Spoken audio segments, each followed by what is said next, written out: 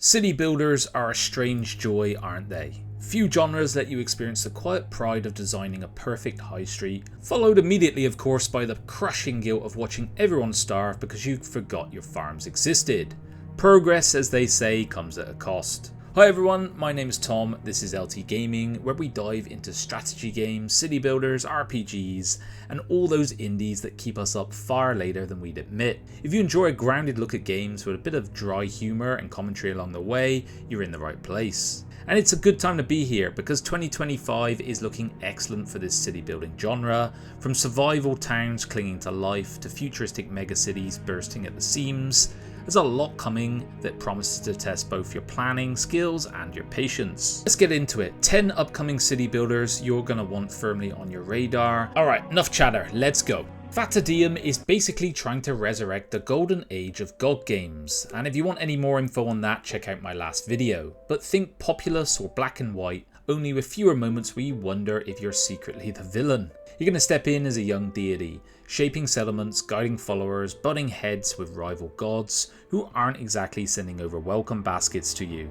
What I like here with this one is how flexible it feels. You can nurture your people, watch the land flourish, or lean into fear and watch it twist into something darker. Both routes look genuinely tempting. I've always loved as well when a game actually reflects your choices in the world itself rather than just ticking this morality box. There's a clever day-night cycle as well, so daytime is all about blessing and building, while night gives you room to scheme, whispering into dreams, pushing profits, or just lobbing a lightning bolt at a neighbour because it's a hell of a lot of fun. This one is coming out tomorrow, and I think it'll be a little rough around the edges, but I'm really hoping it lands. We've been waiting a long time for someone to bring back this genre properly, and Fata Deum feels like it might just be the closest to this we've had in years. Town to City immediately catches your eye by refusing the grid. You know those perfectly straight streets you always feel obligated to build?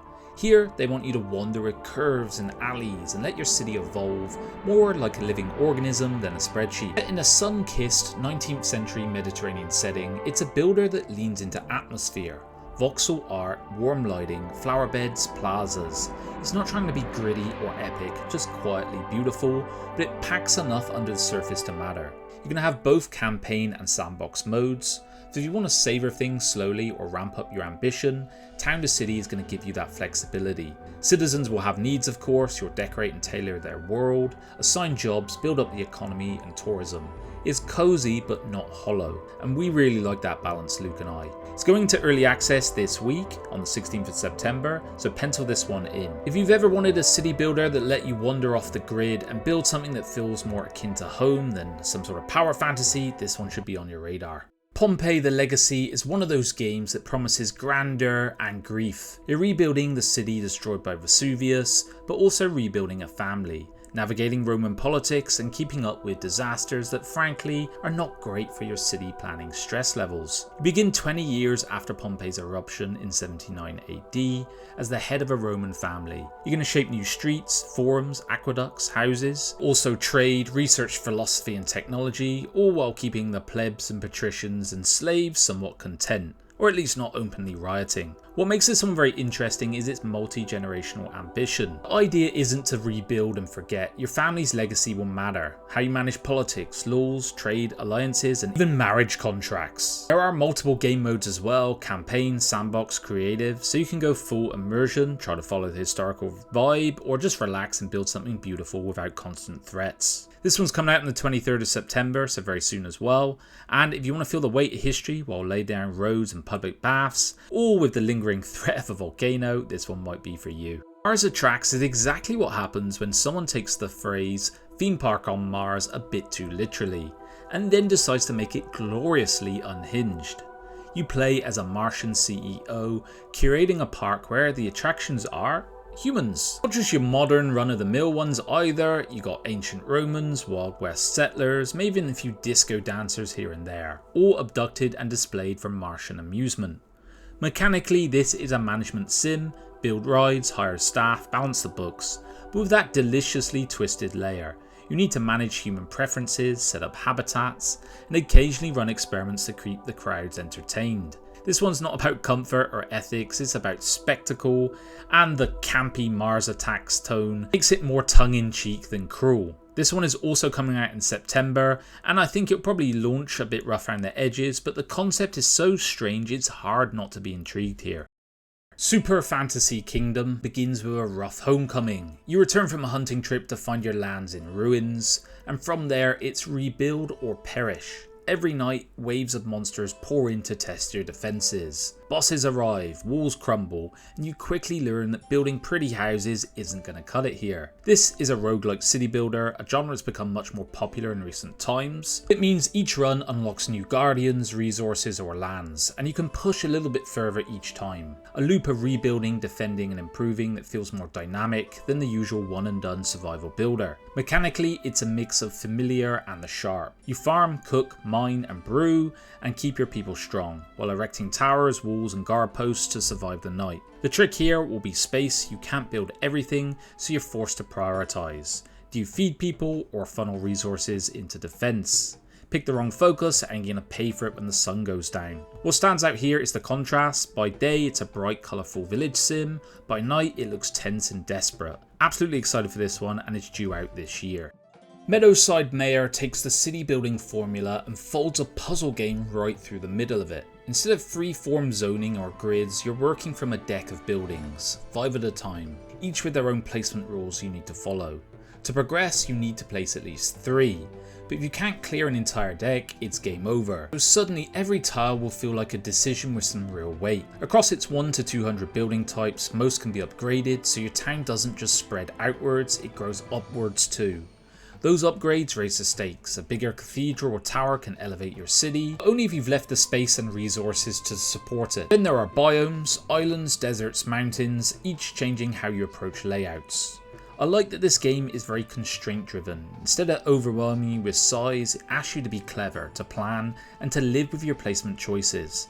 So it forces you to the kind of design where one misstep early can snowball into a problem later, and for me that will be half the fun. This one's also coming out this year, so it's not going to rival the epics for scale, but it looks like a tight, thoughtful builder that you can sit some quiet evenings with.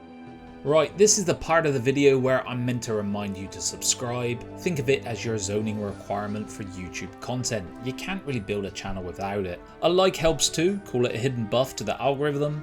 Otherwise this whole thing will risk being demolished for a lack of engagement. Alright, enough with the city builder related puns, back to the video.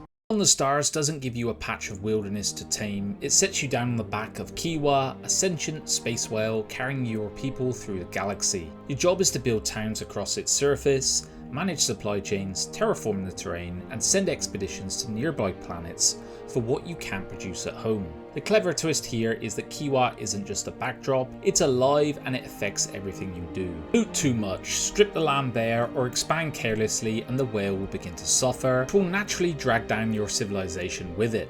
Growth and survival are directly tied to how well you treat the very ground you're standing on, and that alone makes it stand out. Most city builders treat the map as a blank canvas waiting to be paved over.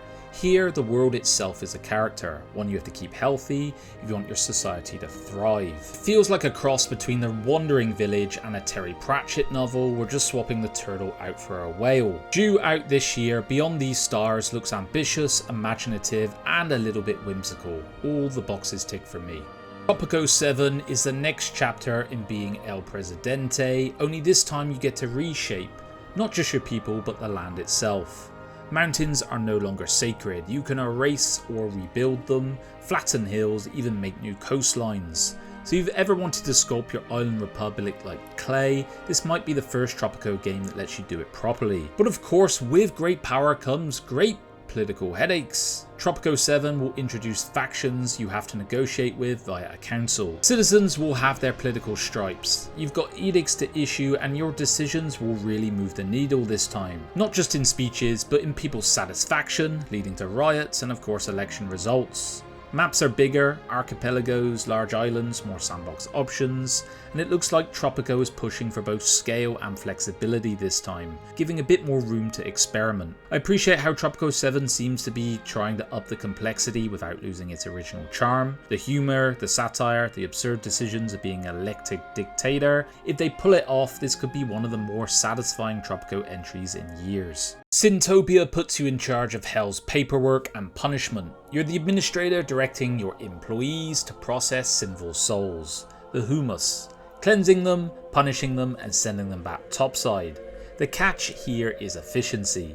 If your systems clog up, sins stack, profits fall, and suddenly your infernal empire looks very mortal. Gameplay is split between the overworld where souls live in sin, and hell itself where you design pathways, construct punishment halls, and generally try to keep the conveyor belt of eternal suffering running on time. It's bureaucratic hell in the most literal sense. What stands out here to me is the tone. Bright, cartoonish visuals masking dark, satirical humour. It really reminds me of a game called Afterlife, a 90s classic. We built both heaven and hell for souls. Sintopia feels like a spiritual successor here, I could be wrong, but it's updated with modern management mechanics and a sharper focus on efficiency. It's one to watch for me a lot. DarkSwitch is one of the more atmospheric city builders coming up. It sets you in the branches of a giant tree, of course, where you build up, defend and explore, and try not to let the creeping fog engulf everything. The tagline here is the tree provides, the tree protects, and the tree prevails, and the fog is your ever-present threat. Very spooky. You construct your city vertically, trunks, boughs, stairways, zip lines, all connecting the layers. Space is not endless, so horizontal room is limited. Zoning, placement and connected paths will become crucial here. Juggling a fair few things here, from raw resources, citizen morale, and of course the creeping chaos. And light will be life here. Illuminate paths, craft light powered weapons and keep the darkness at bay. Exploration mystery will play a strong role as well. And one thing I have to mention is the soundtrack. It's going to be composed by Akira Yamamoto of Silent Hill fame, so it promises a real mood that's going to be rare in city building, more dread than blank skies, dark fantasy and haunting.